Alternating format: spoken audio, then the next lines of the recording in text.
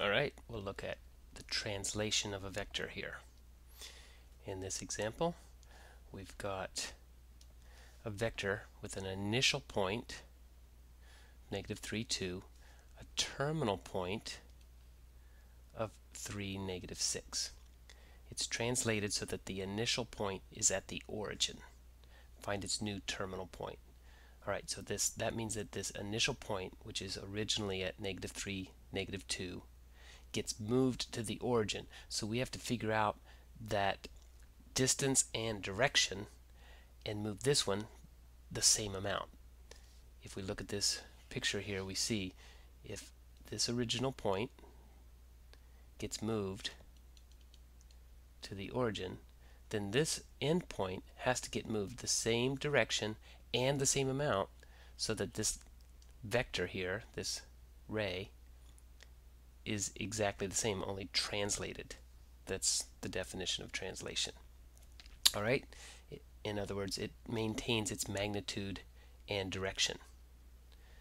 So what we've got to figure out is the initial point moved to 0, 0. We've got to figure out the x coordinate and the y coordinate. So in order to make that negative 3, negative 2 a 0, 0, we basically have to add 3 to the x and then add 2 to the y. So if we do that same mathematical process to the endpoint, right here we add 3 to the x, add 2 to the y, that gives us our new endpoint, 6, negative 4, and we're all done.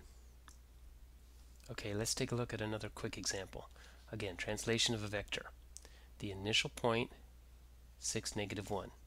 Terminal point, 2, negative 6. It's translated so that its initial point is at the origin. Alright, so we got to take this initial point and get it to be 0, 0. What do we have to do to 6 to make it 0? And what do we have to do to negative 1 to make it 0? Well, it's pretty easy. We subtract 6 from the x and we add 1 to the y. So that means we've got to do that exact same thing to the terminal point or the end point.